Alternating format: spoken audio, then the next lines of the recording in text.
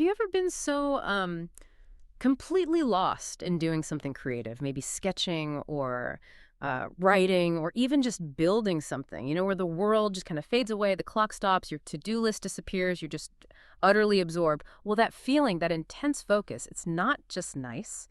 Turns out it's actually one of the best things you can do for your mind, for your whole life, really. So today we're diving deep into why these creative urges we have are, well, surprisingly powerful. That's spot on. What's happening deep down is actually in your brain during that flow state you described.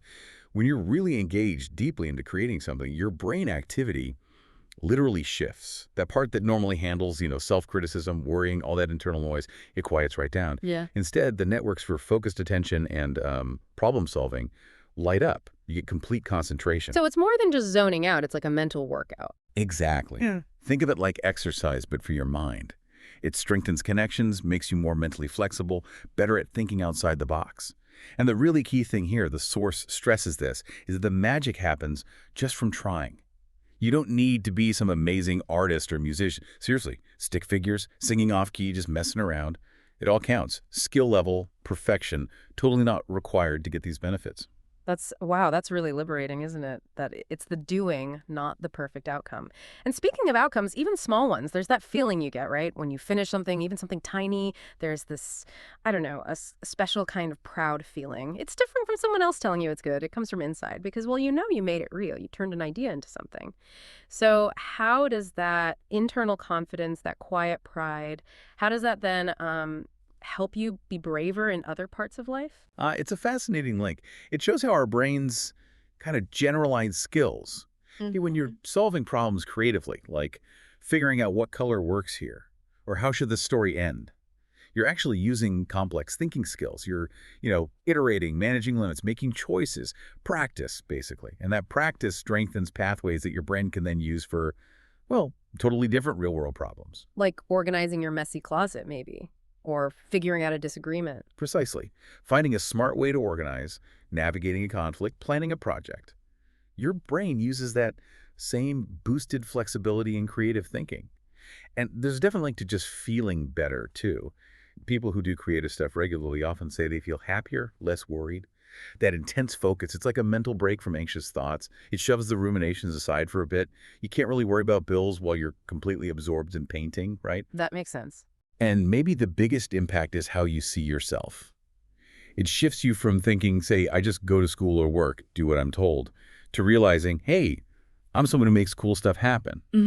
That sense of agency, that I can do this feeling, it's huge. That really does reframe it. It's not just about the thing you make, it's about changing how you see your own power. Okay, let's widen the lens a bit.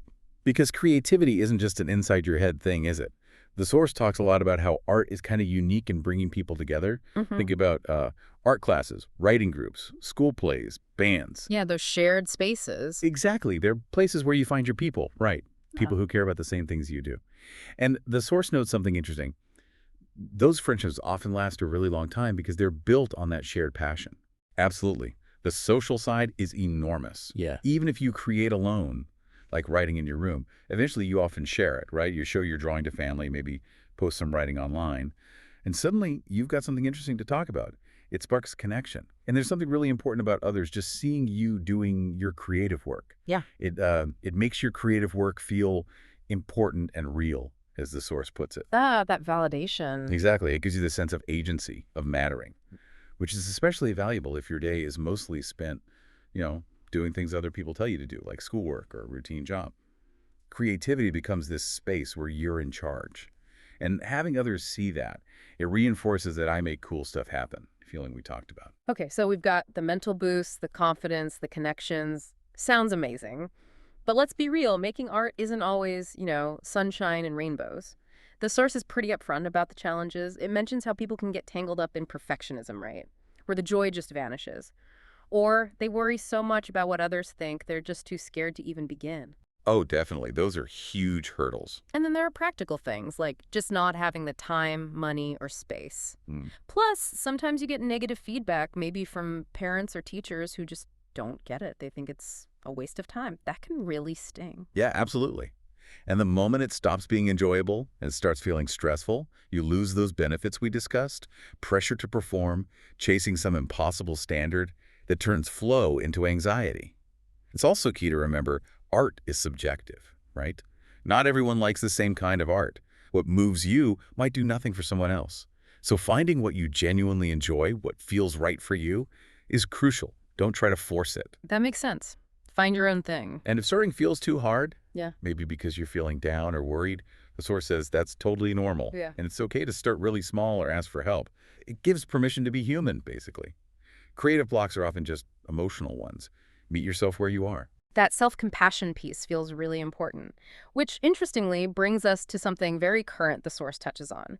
AI, artificial intelligence. These new tools are, wow, they're really lowering the barrier of entry for realizing your ideas, aren't they? It's kind of wild what you can do now with just text. Like, we all saw those AI images, the Studio Ghibli trend everywhere, made with tools like ChatGPT. Yeah, that was everywhere. But it's going way beyond images now. Google's Gemini, Klinghair, they can make videos from text prompts. Yeah. And things like Suno, generating whole songs, lyrics, and music just from a description. It feels like a massive shift. It really is.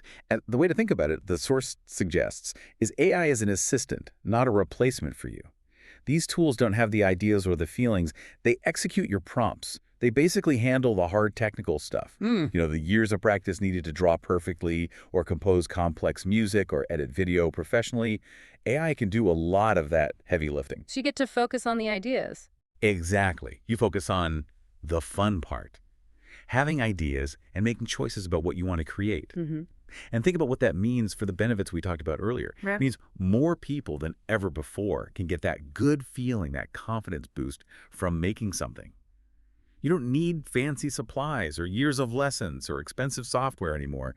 Like the source says, you just need ideas and the desire to make them real. It's democratizing creativity in a huge way. Wow, that really does level the playing field, makes it so much more accessible. So, okay, for anyone listening who's feeling inspired now, maybe wanting to start something or restart an old hobby, the source has some great practical advice. And the big message is, you don't need to make big changes. Don't feel like you have to overhaul your life. This suggestion, just 15 minutes a day, that's it. Totally doable for most people. Right, and the examples are so simple. Doodle while you're thinking. Write about your day, maybe just hum songs, even arrange your room to look nice. It all counts. The absolute core message is, don't worry about being good at first, just start. Yes, because the good feelings come from doing it, not from making perfect things. Right. Remember that. Those messy first tries, they're actually gold. They're literally helping your brain and your confidence grow. Each attempt builds pathways, builds resilience. So experiment. Try different things. Maybe drawing isn't your jam, but making up stories is, or taking photos, or maybe even cooking. Find what feels good to you. And find other people doing it too. Definitely. The source really encourages seeking out community. Join a club, find an online group. Creating with others makes it even more fun and helpful. You get inspiration, support, and finally, just own it. Don't let anyone tell you that making art is silly or a waste of time. Seriously. If it makes you feel good and helps you think better, then it's important. Period. That is such a vital message, especially today when things feel so rushed. Making art, it gives us a chance to just slow down, pay attention, right? And to remember that deep down, we have the power to make beautiful things. Exactly. Your creative ideas, they aren't just fluff. They aren't silly daydreams. The source is clear. They're an important part of being human. Making art is genuinely a way of taking care of your mind and your heart, and it helps you with, well, pretty much everything else in life. And like we said, the tools, they're getting easier and easier to use every day. So really no excuses left then. Pretty much. Which leads to the final powerful question the source leaves you with. What are you going to make?